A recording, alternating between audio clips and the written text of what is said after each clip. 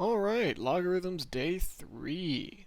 In our previous lectures, we learned about some properties of logarithms and how to evaluate them, and then what their graphs look like. The parent graphs, how they're the inverse of exponential graphs, which you've already learned about. And we also did some transforming and shifting around and fun stuff like that. Domain, range, asymptotes, all that good stuff. Okay, so today we're going to talk about a little bit about logarithms in the real world, and then we'll convert back and forth between inverse functions, and we'll call it a short and sweet easy day.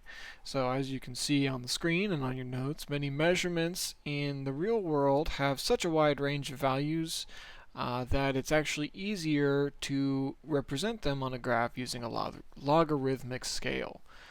We don't just use a linear scale all the time. A famous one that you may have heard of before is called the Richter scale, and it measures the intensity of earthquakes. Okay, so when I say that the Richter scale is logarithmic, what I mean is a Richter 6 earthquake is 10 times as intense as a Richter 5. Okay? I can't spell Richter apparently. Nothing has changed. Quarantine has just put me at home where I can't spell. Okay, Richter 5. Alright? A Richter 6 is 10 times as intense as a Richter 5 scale. Alright? There are other ways of measuring earthquakes that are a little more linear, but the Richter scale is the one that's in common use. Okay? So here is a formula that compares the intensity of one earthquake to the intensity of another. And because it's Richter, it's using the logarithms. Alright, so this m1 is the magnitude of the first, m2 is the magnitude of the second, and the difference between those is like the multiplier for the intensity, right? If we think of I1 as being some number more, like some number times I2, right? This is like how much more intense it is.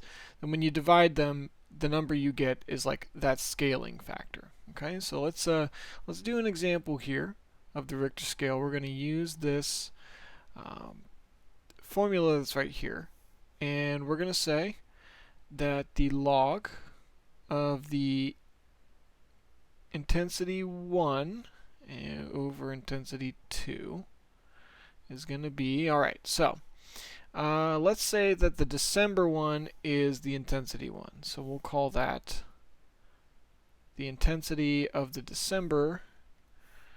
We'll call that D. That's the D earthquake. Okay, December. Magnitude 9.3. Wow. That's crazy. I don't know if you know that, but a 9.3 earthquake is enough to cause like entire cities to be destroyed completely. So 9.3 is the magnitude of the December earthquake. And the March earthquake, so we'll call I2 and M2 the March earthquake with the letter M. Okay. That measured 8.7, which really is a serious earthquake. I mean, an 8.7 anywhere is going to cause some widespread destruction. It's crazy that, 4 months apart, they had a 9.3 and an 8.7. So anyway, what we need to do is we need to solve for this quantity right here. Okay, we want to find the here, let me finish my analogy up here. So I1 over I2 is equal to k, and k is this number that we're looking for. This is like the measure of how much more intense. It's like 4 times more intense, or 8 times more intense, or 10 times, or something like that. Okay, so we're going to be looking for that ratio there, that factor. Alright, so let's figure out, let's see, D over M. 9.3 minus 8.7, that is 0.6. Okay, and now we're still trying to solve for D over M. Alright, and this is log base 10 because common log. So what we're going to do is we're actually going to write this in exponential form instead of logarithmic form. Okay, so this is going to be 10 to the 0.6 is equal to this number, d over m, that we're looking for. Okay? And I don't know what 10 to the 0.6 power is. You can convert it to rational exponents. It's not going to help. So why don't we use the calculator? 0.6, and we'll raise 10 to that power. 3.98. Okay, so this d over m number here is 3.98. Alright, that tells me that the December earthquake, which was magnitude 9.3,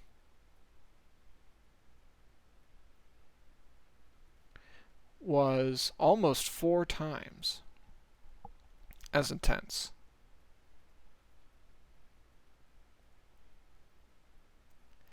as the March earthquake.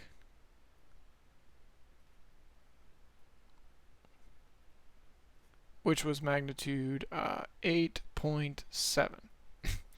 Okay, and that's what I think a lot of people don't quite get about the Richter scale, is they say, oh, the difference between a 5 and a 6, right?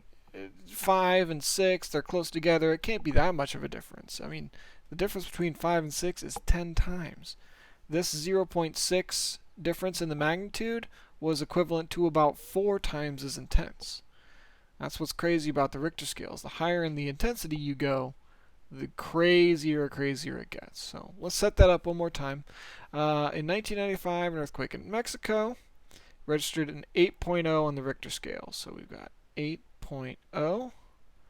And from that, we'll subtract away the other magnitude. That's 6.8. And this is going to be the log of, instead of writing the ratio, I'm just going to call it intensity, right? The change in intensity. And we're going to solve for this number right here. So we've got log I is equal to 1.2. Okay, so if I write this in exponential form, I've got 10 to the 1.2 is equal to I. And I is the number I'm looking for. So let's go back to our calculator here. 1.2 is my exponent, and I raise 10 to that power. 15.85 times. Oh my goodness. 15.85. So the Mexico earthquake, which again, magnitude 8.0, was 15.85. Wow. Times as intense as the Washington earthquake. A measly magnitude 6.8. Okay?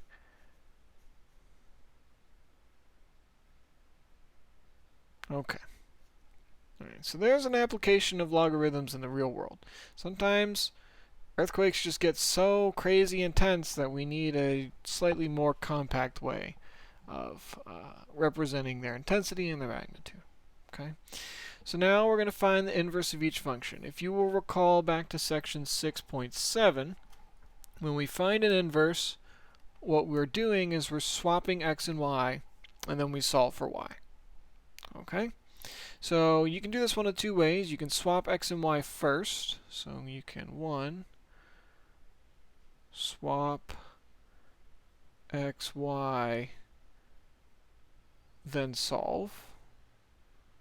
Or 2, you can put it in exponential form first. Put in expo, then swap. It doesn't matter. You're going to get the same answer. So it's a similar number of steps. Either one works. So here, I'll do a couple where we swap x and y, then solve first. So let's swap x and y.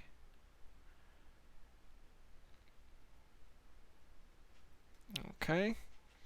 And so that's the swap step. And then here is the solve step. Alright, so we need to get this out of log because we're not used to having x as a function of y. So we'll take 6 to the x, right? Base to this exponent over here equals y. And there you go. That's the inverse. Y equals 6 to the x. Okay, so you can swap first by writing x equals log base 0.2 of y, and then solve by using the exponent properties. So you've got 0.2 to the x equals y. Okay, so both of those are the inverses. Okay, swap them, you get x equals log of 4y. Okay, this is the common log.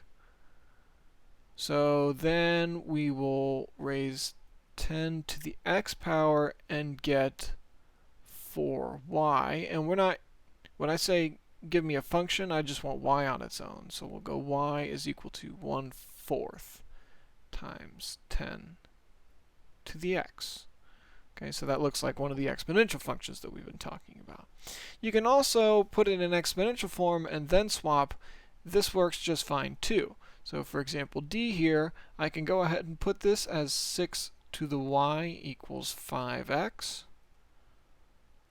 Okay, and then we swap y and x, so we get 6 to the x equals 5y, and then just get y on its own, times 6 to the x, and there's your answer.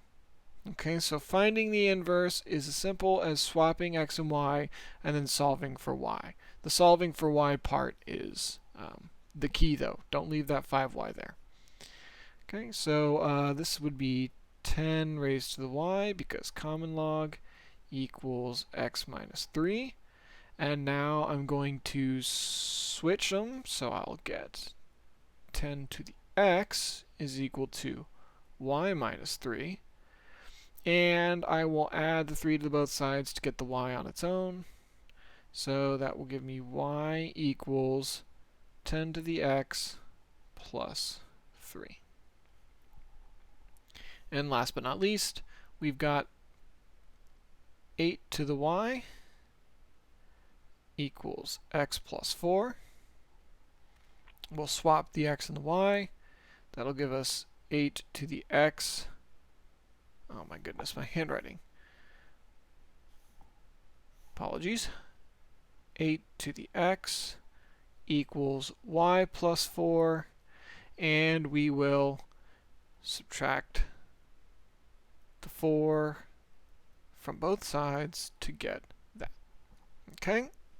So, using logs in the real world, converting back and forth between logarithmic and its inverse function, and if you go back up here you can see all the work we did for graphing,